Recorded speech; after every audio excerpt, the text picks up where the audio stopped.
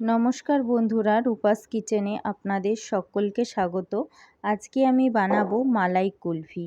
ছোট থেকে বড় প্রত্যেকেই এই কুলফি খেতে খুবই পছন্দ করে। আজ এই কুলফির রেসিপি আপনাদের সাথে শেয়ার করব। চলুন দেখে নেওয়া যাক। কুলফি বানানোর জন্য প্রথমেই দুধ জাল দিয়ে নিতে হবে। তার জন্য আমি একটা কড়াইয়ের মধ্যে 1 লিটার রেড কাউ দুধ নিয়েছি। এই দুধটাকে খুব ভালোভাবে জাল দিয়ে নিতে হবে। তবে এই দুধের মধ্যে কোনো রকম জল মেশানো যাবে না।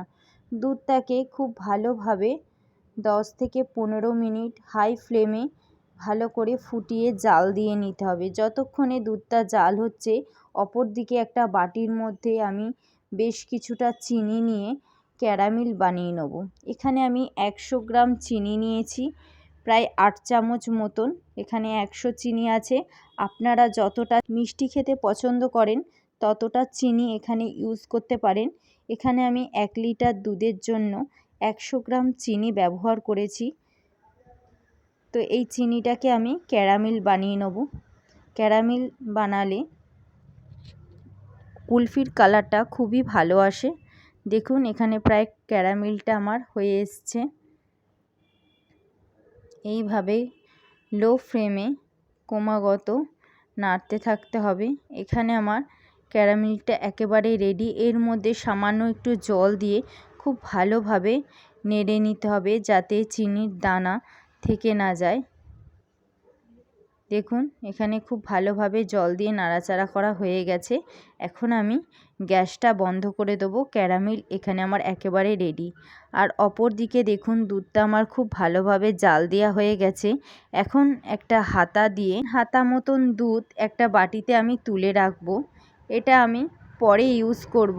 পরে আমি দেখাচ্ছি এই দুধটা দিয়ে আমি কি করি। 3 হাতা দুধ আমি তুলে রাখলাম। এখন কন্টিনিউয়াস এই দুধটাকে নেড়ে যেতে হবে ঘন করার জন্য। এখানে আমি 200 গ্রাম মিল্ক পাউডার নিয়েছি। এই দুধটাকে খুব ভালোভাবে লিকুইড দুধের সাথে মিশিয়ে নিতে হবে। আপনারা যে কোনো কোম্পানির দুধ ব্যবহার করতে পারেন। খুব ভালোভাবে মিশিয়ে নিয়েছি। এখন এর মধ্যে দিয়ে দিলাম কিছুটা কেশর। এই কেশর দিলে দুধের রঙটা খুব ভালো আসে এবং খেতেও খুব টেস্টি হয়। আপনাদের বাড়িতে অ্যাভেলেবেল থাকলে অবশ্যই এটা দেবেন। খুব ভালোভাবে নাড়াচাড়া করে দুধটাকে ফুটিয়ে নিতে হবে। দুধটা যতক্ষণে ফুটছে, অপর দিকে আমি একটা হামালদিস্তা নিয়েছি। এর মধ্যে 7 থেকে 8টা এলাচ নিয়েছি, ছোট এলাচ।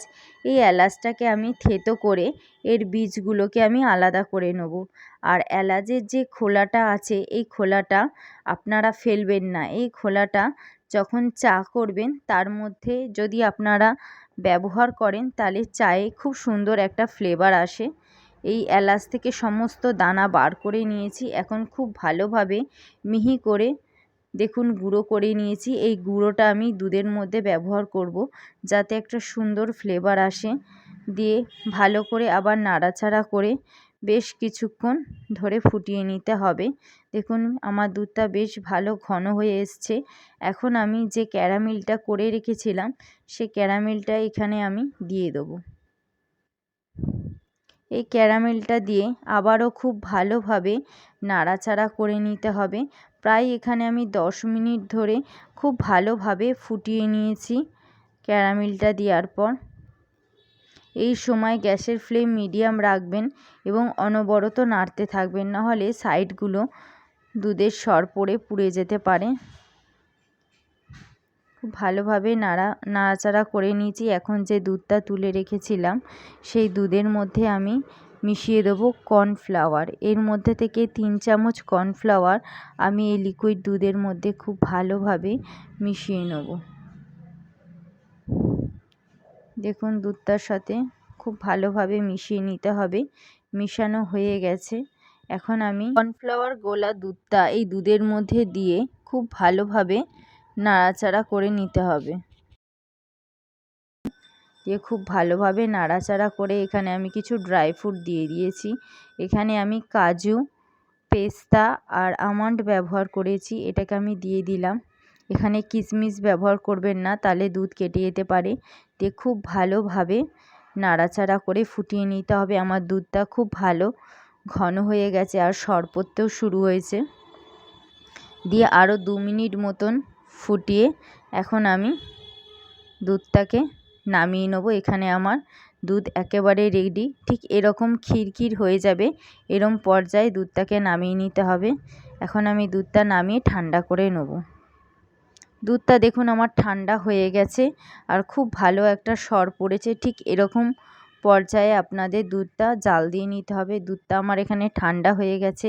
এখন বাড়িতে থাকা ছোট ছোট এই রকম বাটি টাইপের গ্লাসেই আমি কুলফি বানিয়ে আপনাদের দেখাবো। এই রকম বাটি বা গ্লাস যাই বলুন, এরকম একটা পাত্রে আমি এই দুধের এই মিশ্রণটি আমি নিয়ে নিলাম। আপনাদের বাড়িতে যদি এই রকম কাপ থাকে তাহলে নেবেন, না হলে চায়ের দোকানে যে চা খাওয়ার কাপ পাওয়া যায় সেই কাপেও আপনারা কুলফি জমাতে পারেন। বাজারে যে রোলিং ফয়েল কিনতে পাওয়া যায় সেইটা দিয়ে ভালোভাবে মুখটা বন্ধ করে দিতে হবে। দেখুন সমস্ত কাপের মুখগুলো আমি বন্ধ করে দিয়েছি। এখন ছুরি দিয়ে মাঝখানটা আমি কেটে দিলাম। আপনাদের কাছে যদি আইসক্রিমের স্টিক না থাকে সেক্ষেত্রে আপনারা এই প্রসেসটা নাও করতে পারেন। আমি কাঠি ঢোকানোর জন্য মুখটা একটু করে কেটে নিলাম, দিয়ে কাঠি ঢুকিয়েছি। আপনাদের কাছে যদি আইসক্রিমের স্টিক না থাকে তাহলে আপনার শুধু ফয়েল র্যাপিং করলেই চলবে। দেখুন সমস্ত গ্লাসের মধ্যেই আমি এরকম কাঠি ঢুকিয়ে নেব। এখানে আমার আইসক্রিমে প্রসেসিং করা একেবারে রেডি। এখন একটা পাত্রে এইগুলোকে রেখে 7-8 ঘন্টার জন্য ডিপ ফ্রিজে রেখে দেবেন। 7-8 ঘন্টা পর আমি আবার ফিরে আসছি।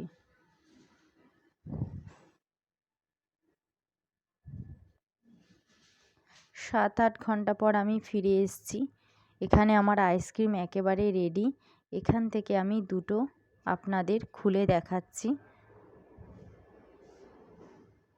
দেখুন পুরো জমে গেছে। এখন একটা নর্মাল ওয়াটার বাটির মধ্যে অল্প একটু নর্মাল ওয়াটার নিয়েছি। এর মধ্যে 2 থেকে 3 বার গ্লাসটা একটু চুবিয়ে নিয়ে হাত দিয়ে এরকম ঘষলেই ইজিলি কুলফিটা বেরিয়ে আসবে। আপনাদের দেখিয়ে দিচ্ছি, দেখুন ইজিলি কুলফিটা বেরিয়ে এসছে আর খেতেও অসাধারণ হয়েছিল। আমি আপনাদের রিকোয়েস্ট করব বাড়িতে অবশ্যই এরকম কুলফি একবার বানিয়ে খাবেন। আশা করছি আপনাদেরও খুবই ভালো লাগবে। আর গার্নিশিংয়ের জন্য উপর থেকে আমি একটু কেশর আর সামান্য একটু পেস্তা গ্রেট করে দিয়ে দিয়েছি। আপনাদের বাড়িতে থাকলে দেবেন, না হলে আপনারা এমনিই খেতে পারেন। তো আজকের রেসিপিটা যদি আপনাদের ভালো লেগে থাকে অবশ্যই একটা লাইক করবেন। আর যারা আমার চ্যানেলের নতুন বন্ধু তারা আমার চ্যানেলটিকে সাবস্ক্রাইব করতে ভুলবেন না। পাশে থাকা বেল আইকনটি অবশ্যই ক্লিক করবেন যাতে নতুন ভিডিও দিলে সবার আগে আপনাদের কাছে পৌঁছে যায়। আজকের মতন গুড বাই। আবার নতুন রেসিপি নিয়ে আপনাদের সামনে হাজির হব।